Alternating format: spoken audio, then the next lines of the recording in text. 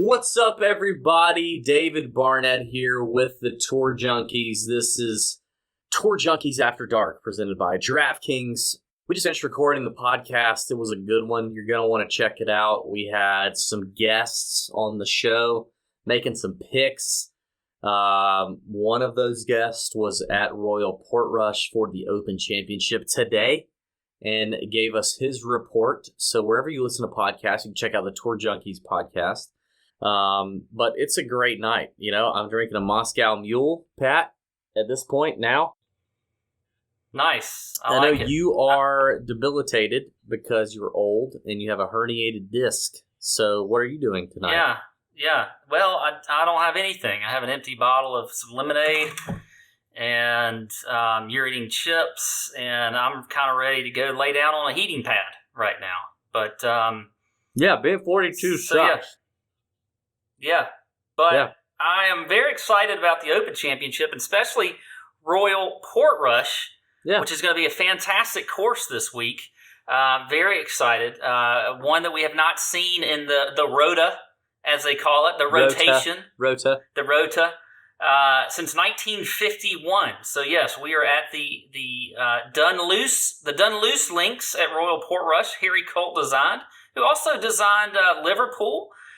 Royal Liverpool, I should say, Muirfield, and a few others. Hoylake was one, including where we are this week. It's a par 71, playing 7,344 yards. You got 3 par 5s and 4 par 3s, just like you traditionally see with the par 71. This is it's a pure link style course. Everything you're hearing from the players, all of them are saying it's going to be a great test, a fair test. You're going to have to be accurate off the tee, though. There's some out of bounds out there. It's close to the fairway too. I mean, you miss it just a little bit off to the right or to the left on some holes, you're out of bounds. And if there's not out of bounds, you're in some serious fescue and heather or whatever grass they call it. Very difficult where you're just chopping out of there. As far as the greens, they're mostly bent grass, but kind of a mix. They got some fescue in there and some other things. And then around the greens, a lot of slope. They won't get too quick because they just can't with as slopey as they are. So they're not going to run that quick, but there's a lot of runoffs around these greens. Ball just running off, getting into a slope or whatever. So I think scrambling is going to be something that's key. Something I'm going to be looking at besides driving accuracy. You got to hit all the shots around the greens. Got to be able to hit that bump and run, maybe a putt off the green, maybe a flop shot, that kind of stuff. Going to have imagination, creativity. You're going to have to be disciplined on this course, and you're going to have experience playing these type courses and in this type atmosphere. So I think that is going to be important as well. So there you go. You didn't ask for the course breakdown, but it's a new course, so I gave it to you. And, I don't know if you got any thoughts. I think it's very good. I think it's very good. It is a true links test on the seas of Northern Ireland. The seas. I think form coming in is important. We've seen that play a big factor in the Open Championship in years past. Open Championship experience is a big deal. A lot of first-timers don't do fantastic here. Not saying there won't be a few outliers, but experience matters for sure. I think it's good stuff, Pat. We heard on the podcast our friend John Tillery talk about the importance of getting it in the fairway off the tee. And then being able to get it up and down, be creative, see some different shots around these greens if you happen to miss these greens is very important. So I'm with you there. Let's get into it, buddy. Okay. All right. Where did we have some disagreement? I have one player in particular I want to talk. Maybe two. I've got one. Okay. I've got one that I feel pretty strongly about. And look, I love this guy. I think he's a guy that may win one of these one day. Who knows? But he really doesn't have, and I say one of these, I mean a major, but I don't necessarily mean the Open Championship. And that's Tommy Fleetwood at 9,700. Look, he's a great ball striker. Doesn't have a great track record here, though. Out of his last 5 times playing here, which is only starts, 5 starts, he's missed 3 cuts. Now, he has played better the last couple of years. T12 last year, 27th in 2017. But again, out of 5 years playing at the Open, he's missed 3 cuts. And then you look at just his play in majors this year. The U.S. Open, 65th. The PGA Championship, 48th. Masters was his best finish this year, 36th. He just has not come to play when it comes to the majors this year. And then stats, I know he's always checking boxes, but he's actually 71st in the field in driving accuracy, which is not something you typically see from Fleetwood. And one of the reasons I think you haven't seen him play well in majors play all that well in majors this year. So I need to be sold on Fleetwood, and I'll tell you, I want to play him. I really do, but I need some better reasons. I need somebody to really change my mind, because everything I'm seeing says you need to fade him this week. Well, Fleetwood's, you got to remember, he's got a tremendous head of lettuce on him. Great hair on Tommy Fleetwood. Important reason to play a guy, for sure. Yeah, but second thing you got to remember is he's a young lad. He's a young lad, as they say. So, yeah, he's missed a few cuts in his Open Championships in the past, but 27th in 2017, 12th last year. And here's what you do get with Fleetwood. You get a guy in good recent form and also a really sharp links record. If you look at the Alfred Dunhill Links, which is a European Tour staple event, if you look at other links golf courses on the European Tour, Tommy Fleetwood is phenomenal when it comes to that. He hits the ball rather square on the club face, which is important if you're playing links golf. Whether the weather is perfect, which we don't know right now what it's going to look like. Whether the weather is perfect. Whether the weather is perfect or whether the weather is crappy. He hits it good every single time. He can play in great weather. He can play in garbage weather. And he's a links stud. When I look at his last two, one of his last events that I think is important to note is the Irish Open, which happened 2 weeks ago, where he finished 23rd. Okay, 23rd, which is a good warm up. He played at Lahinch Golf Club in Ireland, which is very similar to Royal Portrush, finished 23rd. And then he gets a week to kind of prep for this golf course. I think he's going to like the style of Royal Portrush. And you get him at $9,700 on DraftKings. Listen, I think this top tier is interesting. The 9K and above range is interesting in the sense that ownership is going to be rather spread out through this tier of golfers. You're not going to have a whole lot of condensed ownership on one golfer. Therefore, I'm not super concerned about ownership or really gaining leverage in the 9K and above tier on DraftKings in terms of tournament play. But I think Fleetwood at $9,700 is a great value. You don't have to dip into that 10K range, and he's got the links record. So I get it that his early Open Championship rounds and record, not great. But recent Open Championship history and recent links history would say otherwise. So I'm all in on Tommy Fleetwood. Now, okay, I do want to talk to you about Rory, because you mentioned that you were going to play Rory on the podcast. Now, obviously, we all know that Rory is the favorite. We know that he's from Northern Ireland. I think we've heard that 100 times. I think we know that he's got the course record at a 61. I think we know that his Open history is pretty solid. But tell me why you're willing to play Rory at $11,600 in this field on DraftKings. That's what I need to know. That's what you got to convince me of. I don't know why you wouldn't play him. I mean, he's got a fantastic track record here. You look at his last 4 times playing, because he missed it in 2015, which was when he was defending, because he had that stupid soccer injury. So he won in 14, tied for 5th in 16, T4 in 17, T2 last year in 2018. So every year he comes in with high expectations, and he meets those expectations. Now this year he's got a little bit of added pressure because he's in his home country, but I'm okay with that. I don't mind 11-6. And here's another reason why you can play him. There's a lot of value in that 7K range. You know, a field this large but solid. There's a lot of solid guys down there. Even in the low 7K range. In the podcast, I started at 7,600 when we went into the 7K range and then went down from there. Okay, and then we had a few guys in the 6K range. So I think you can put some solid lineups together with Rory. He's been in great form this year. We've seen him win a couple times at the RBC and then the Players' Championship. You know, he was a top 10 at the U.S. Open. Why not play him?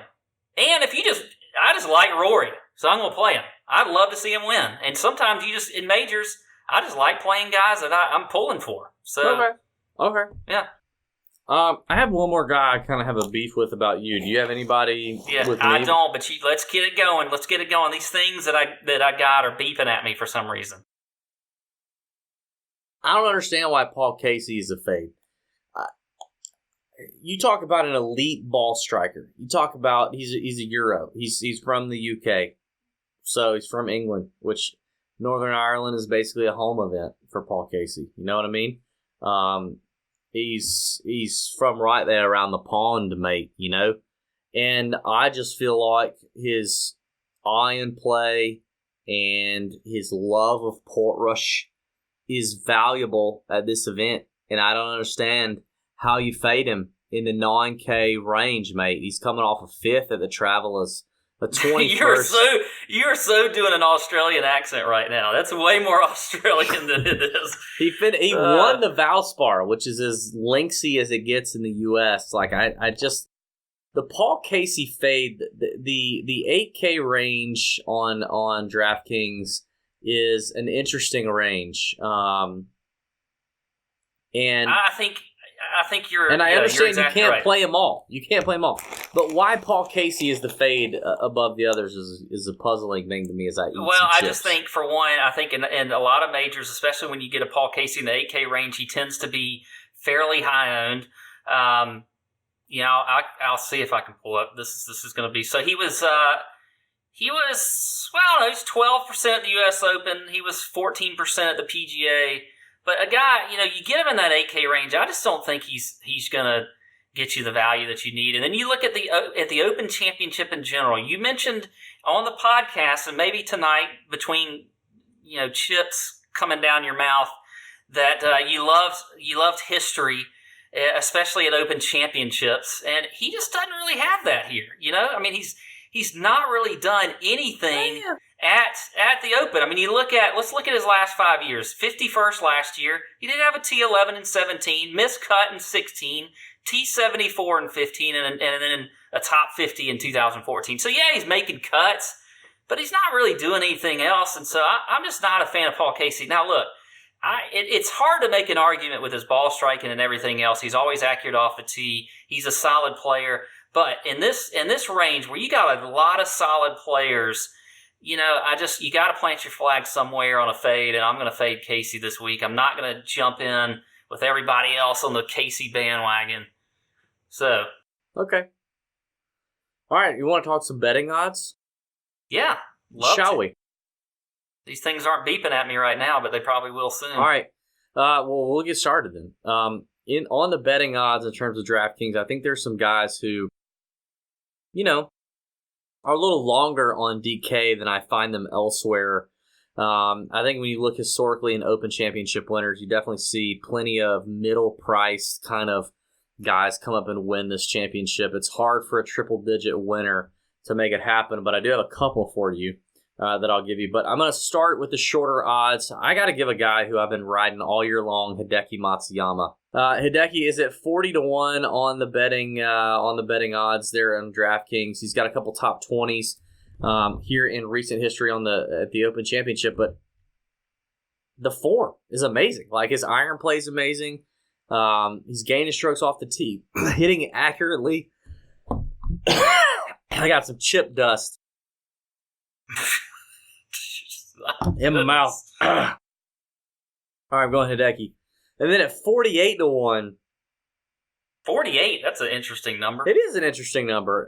Matt Kuchar, who, Kuch has got an incredible record here. He's gained, 26 strokes off at the Open Championship in the last 5 years. Needless to say, Kuch enjoys him the Open Championship. He's in good form. He's an accurate player. He's not going to get in a lot of trouble off the tee. I think 48-1 is a number where if you're shopping numbers, you're likely to find the best number here on DraftKings. I hope the odds makers for DraftKings Sportsbook don't listen to this before our listeners do. Yeah, it may change. Because it may change. I've seen that at 40 and 35-1 in some spots, so that's pretty good. I'm going with another guy who I've seen at shorter odds, and that is Ian Poulter at 70-1. I like Poltz. I mean, he doesn't have the greatest recent record at Open Championships, but he's got a really solid Links history both in the long term and the short term. 41st a couple weeks ago at the Irish. 14th just this past week at the Scottish Open. Really good scrambler, so if he gets in trouble and misses greens, he can get up and down with the best of them on tour, on any tour, is Ian Poulter. So I like him at 70-1. And then I've got two long shots, both at 175-1. This first one is just a pure, he's a former Open Championship winner, Zach Johnson. I'm not playing him in DFS. I'm not betting him anywhere but on DraftKings if you're able. At 175-1, a previous Open Championship winner who's accurate off the tee, who doesn't get in a lot of trouble. He hasn't had the best year, but 175-1 is a massive number. Finally, a guy that I feel a little better about is Andy Sullivan at 175-1, who finished 28th just last week at the Scottish Open and finished runner-up at the Irish Open 2 weeks ago at Lahinch Golf Club, which is very similar to the golf course we're going to see here at Royal Portrush. And actually, Andy Sullivan does not have a bad Open Championship record. It's actually pretty solid. 175-1. For him to win, it's definitely a long shot. It's 175-1, but Andy Sullivan's a solid player. Finally, I'm going to give you two top 10 bets that I like. Andrew Beef Johnston, who made it into the Open this past week at the Scottish by firing 4 straight rounds in the 60s, including his last round on Sunday as a 62. He's made the cut in every Open Championship he's played in. He's a good links player. I love Beef Johnston. And then Brian Harmon, who's just hot right now, who got in as an alternate because of a withdrawal. He's 25-1 as a top 10. He's a short knocking son of a gun. He doesn't hit it very far, but he's accurate AF, and he hits his greens in regulation. He could play here, 25-1 for a top 10. I think Brian Harmon is an interesting play. So those are my bets for DraftKings. I'm going to eat some chips while you tell us what you're going to do. I like that. So I'll start with your top 10 bets. I was with you. Beef was one of mine. I liked him at 22-1, so I'm with you there. Also, Paul Waring at 25-1, I think is a good little flyer bet there as a top 10, so I like that. If you like the shorter odds, which I like to do, especially in this tournament, because I think if you look at the experienced guys, you look at the past winners here, you can go a little bit short. I like Justin Rose at 23-1. That's another weird number, like that 48-1. Just put him at 20. Really? Just put him at 25. Anyway, Adam Scott I like as well at 25-1. Yeah. And then going a little bit along in the middle range there, I like Usti at 55-1. I didn't mention him on the show for DraftKings, but he might sneak his way into some of my lineups. I just like how his game is for courses like this. He's obviously won an Open Championship before, so I like Usti at 55-1. Last play I'll give you at 110-1 is Eric Van Rooyen. I like him a lot this week. He is a good ball striker, very accurate off the tee, so I think he could be another good player for this tournament. So there you go. Please don't let my computer cut off because everything is running out of power right now. These things, my computer, my back hurts. EVR finished 14th at the Scottish Open. Eric Van Rooyen. I like that play. Pat, thanks for sticking it out. Thanks for suffering through the back injury, the herniated disc. Being 42 really sucks. You're old. Hope you have a great week, everybody. May your screens be green. See ya!